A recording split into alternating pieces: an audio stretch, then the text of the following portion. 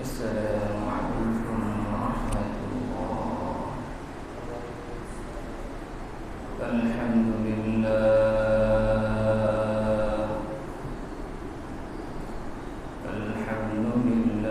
نحمده ونستعينه ونستغفره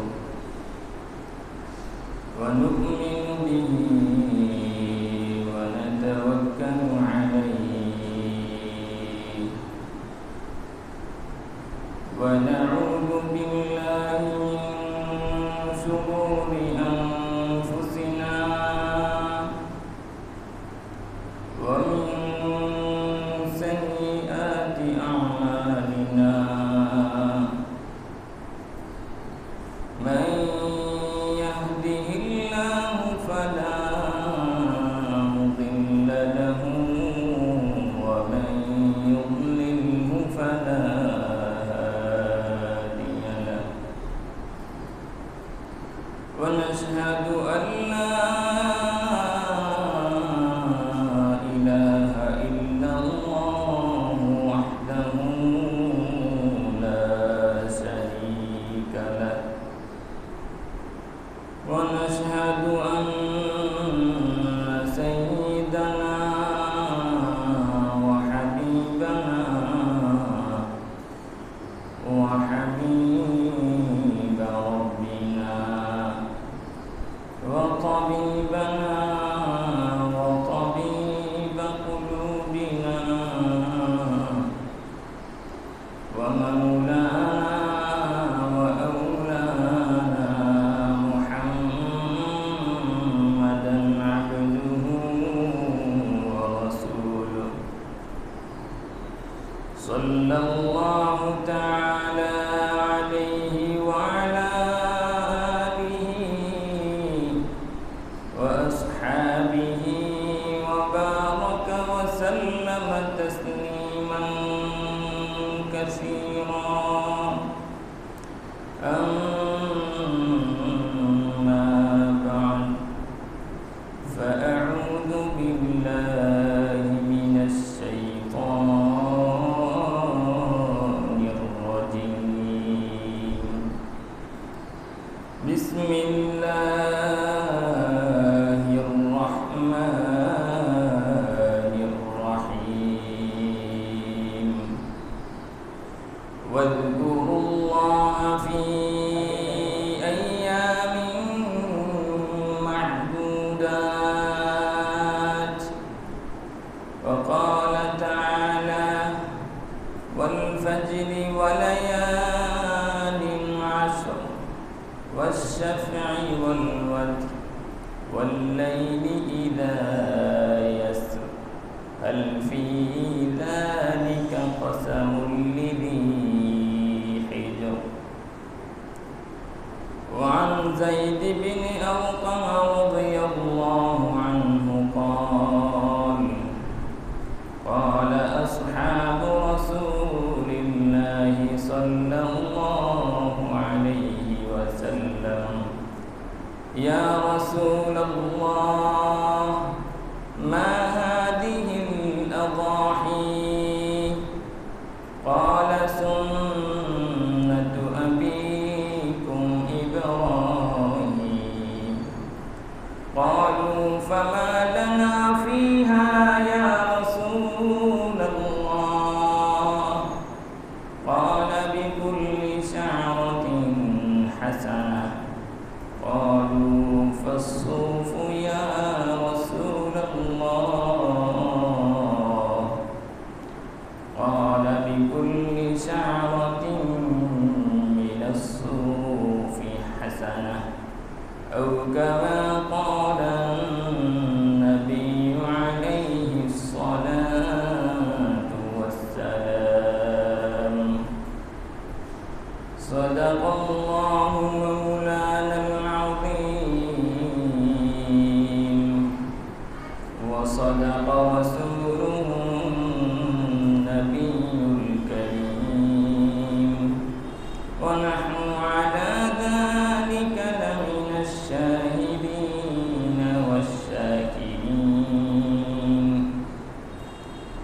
والحمد لله رب العالمين.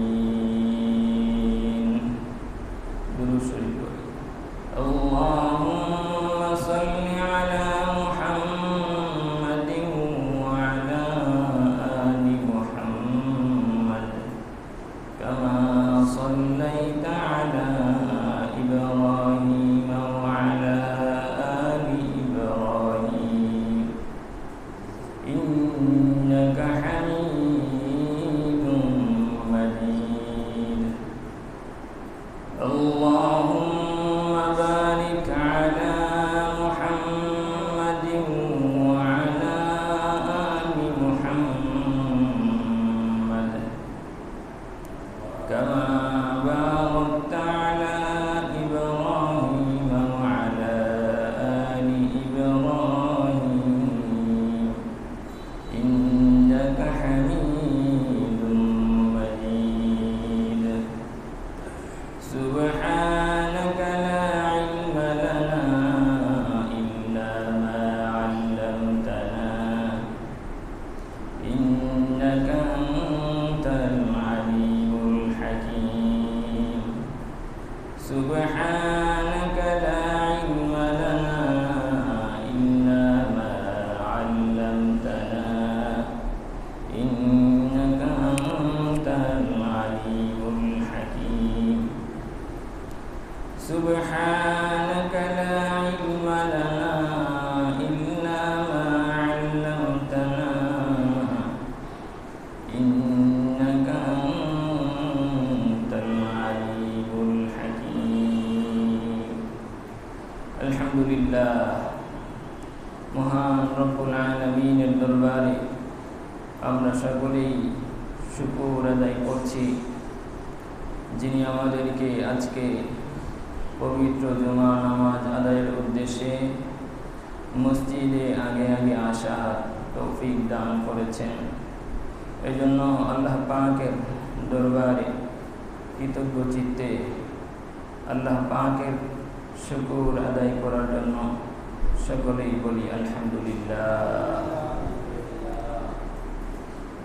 আজকের আলোচ্য বিষয় হলো কুরবানির বিধান এবং কুরবানির ফজিলত ও জিলহজ মাস, হিজরি বর্ষের সর্বশেষ মাস জিলহজের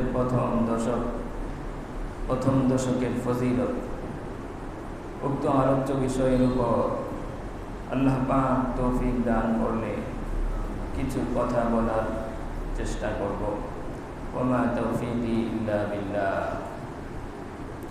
প্রথমেই আমাদেরকে জানতে হবে যে কুরবানি এটা কারো জন্য ওয়াজিব, আবার কারো জন্য মুস্তাহাব। ওয়াজিব কাদের জন্য? যারা বিবেক সম্পন্ন ব্যক্তি, কয়েকটি গুণ যাদের মধ্যে আছে। এক নম্বর, সে বিবেক সম্পন্ন, পাগল নয়, এবং সে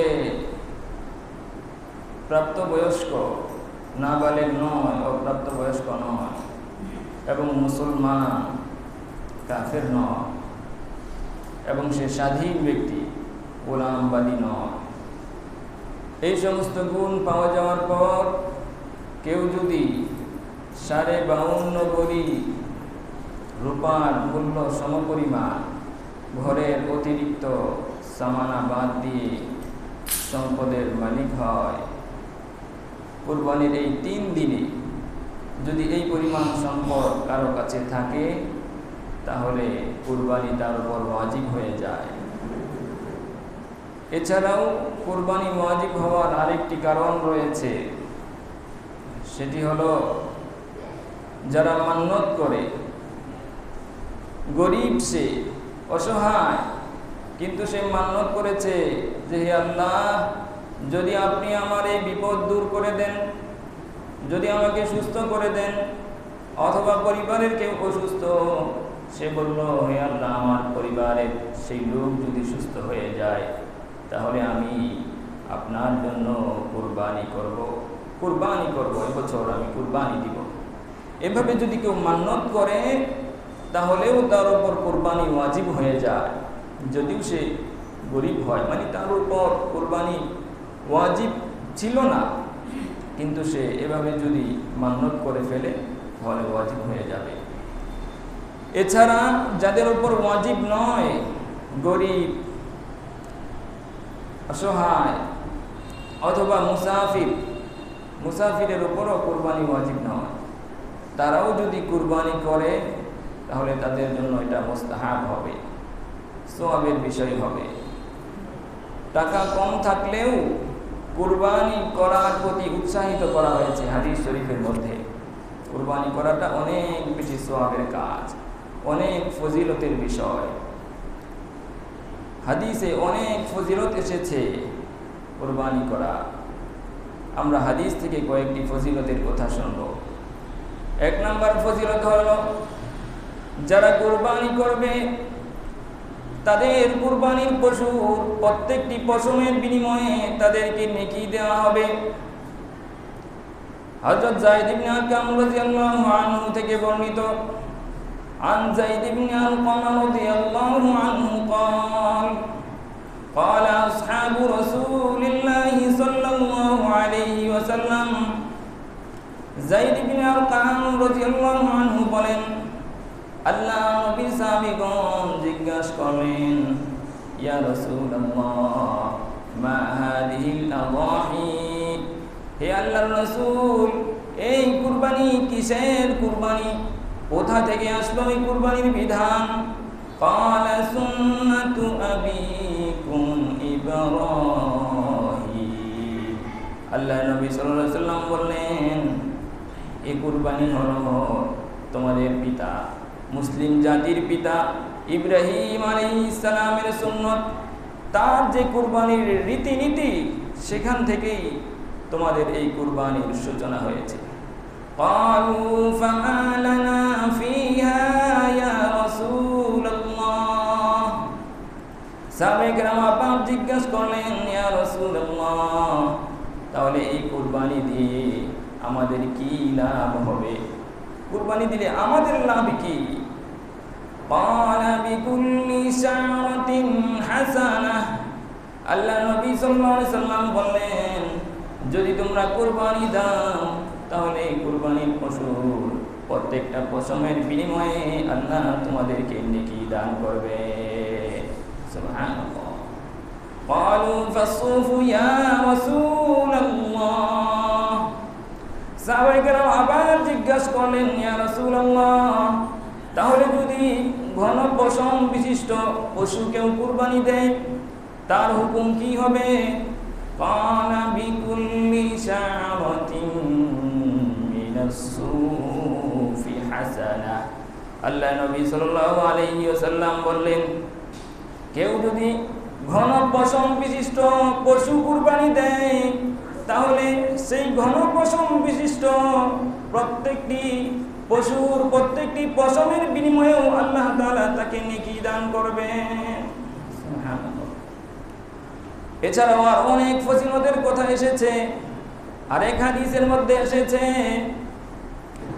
তিরমিজি শরীফের 1493 নম্বর হাদিসের মধ্যে এসেছে, হযরত আয়েশা রাদিয়াল্লাহু আনহা থেকে বর্ণিত, আন আয়েশা রাদিয়াল্লাহু আনহা قالت أن رسول الله صلى الله عليه وسلم قال, হযরত আয়েশা রাদিয়াল্লাহু আনহা বলেন, রাসূলুল্লাহ সাল্লাল্লাহু আলাইহি ওয়াসাল্লাম বলেছেন, মা আমিলা আদামিয়ুন মিন আমালিন ইয়াওমান নাহরি আহাব্বা ইলাল্লাহি মিন ইহরাকিদ দাম, আল্লাহ নবী সাল্লাল্লাহু আলাইহি ওয়াসাল্লাম বলেন, কুরবানির দিন কুরবানির পশুর রক্ত প্রবাহিত করার চেয়ে আর বেশি প্রিয় কোনো আমল আল্লাহ তাআলার কাছে নেই। কুরবানির দিন সবচেয়ে প্রিয় আমল আল্লাহ তাআলার কাছে কুরবানি করা, কুরবানির পশু জবাই করা। তাহলে বোঝা যায় কুরবানি হলো কুরবানির দিনে আল্লাহ তাআলার কাছে সবচেয়ে পছন্দের আমল, সবচেয়ে প্রিয় আমল। এরপর নবী সাল্লাল্লাহু আলাইহি ওয়াসাল্লাম বলেন, ইন্নাহা লাতাতি ইয়াউমাল কিয়ামাতি বিকুনিহা ওয়া আশআরিহা ওয়া আদলাফিহা বিহা, নিশ্চয়ই এ পশু তার শিং, পশম এবং খুর সহ কিয়ামতের মাঠে একত্রিত হবে, কিয়ামতের মাঠে আসবে। কোন বর্ণনায় এসেছে সেই পশু কুরবানি দাতার জন্য বাহন হবে জান্নাতে যাওয়ার।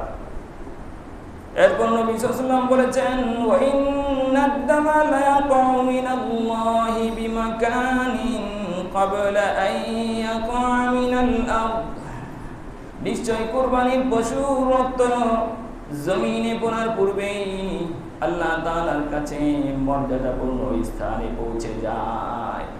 কুরবানির পশুর রক্ত আল্লাহ তাআলার কাছে মর্যাদাপূর্ণ। ফাতিবু বিহা নাফসা, আল্লাহ নবী সাল্লাল্লাহু আলাইহি ওয়াসাল্লাম বলেন, সুতরাং তোমরা আনন্দ চিত্তে খুশি মনে কুরবানি করতে থাকো। কুরবানি করতে হবে খুশি মনে, আনন্দ নিয়ে। এটাকে কোনো প্রকার চাপ মনে করা যাবে না। আমার অনেক অর্থ ব্যয় হচ্ছে, এটা মনে করা যাবে না।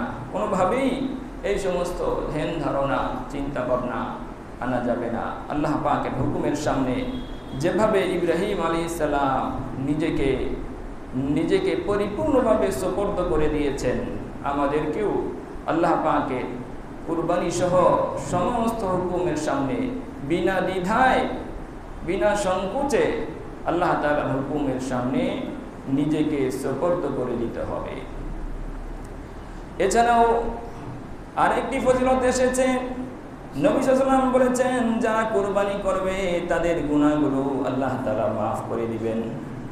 হযরত আলী রাদিয়াল্লাহু আনহু থেকে বর্ণিত হাদিস, সুনানে বাইহাকির 19161 নম্বর হাদিসে এসেছে, আন আলী রাদিয়াল্লাহু আনহু قال قال رسول الله صلى الله عليه وسلم لفاطمة, আলী রাদিয়াল্লাহু আনহু বলেন, আল্লাহ নবী সাল্লাল্লাহু আলাইহি ওয়াসাল্লাম তার কলিজার টুকরা আদরের সন্তান ফাতেমা রাদিয়াল্লাহু আনহাকে বলেন, কুমি ইলা উযহিয়াতিকি ফাশহাদিহা, হে ফাতেমা, তুমি তোমার কুরবানির পশুর কাছে দাঁড়িয়ে কুরবানির পশুর জবাই করা প্রত্যক্ষ করবে। ফাইন্না লাকি বিআউয়ালি কতরাতিন তাকতুরু মিন দামিহা ইউফারু লাকি মা সালাফা মিন যুনুবিক। আল্লাহ নবী সাল্লাল্লাহু আলাইহি ওয়াসাল্লাম বলেন, কেননা কুরবানির পশুর রক্ত প্রথম ফোঁটা পড়ার সাথে সাথেই আল্লাহ তাআলা তোমার পূর্বের জিন্দেগীর সমস্ত গুনাহগুলোকে মাফ করে দিবেন। সুবহানাল্লাহ। এরপর নবী সাল্লাল্লাহু আলাইহি ওয়াসাল্লাম বলেন, আমা ইন্নাহু ইউতা বিহা ইয়াওমাল কিয়ামাতি লুহুমুহা ওয়া দিমাউহা 70 দিফা। শুধু তাই নয়, কিয়ামতের দিন এই কুরবানির পশুর রক্ত এবং গোশতগুলোকে 70 গুণ বাড়িয়ে উপস্থিত করা হবে। হাত্তা তুদা ফি মিজানিক, এবং তোমার নেকির পাল্লায় সেগুলোকে ওজন দেওয়া হবে। সুবহানাল্লাহ, কত বড় ফজিলতের বিষয়। قال فقال أبو سعيد الخدري رضي الله عنه قال, আলী রাদিয়াল্লাহু আনহু বলেন, তখন আবু সাঈদ খুদরি রাদিয়াল্লাহু আনহু জিজ্ঞাসা করলেন, আই রাসূলুল্লাহ, আহাদিহি লিআলি মুহাম্মাদিন খাসসাতান আম লিআলি মুহাম্মাদিন ওয়ান নাসি আম্মা। হে আল্লাহর রাসূল, এই যে ফজিলতের কথা বললেন, এই যে মর্যাদার কথা বললেন কুরবানির, এটা কি শুধু মুহাম্মদ সাল্লাল্লাহু আলাইহি ওয়াসাল্লামের পরিবারের জন্যই খাস নির্ধারিত, নাকি মুহাম্মদ সাল্লাল্লাহু আলাইহি ওয়াসাল্লামের পরিবারের জন্য এবং সমস্ত উম্মতে মুহাম্মদীর জন্য? ফাকালা লা বাল লিআলি মুহাম্মাদিন ওয়ান নাসি আম্মাতান।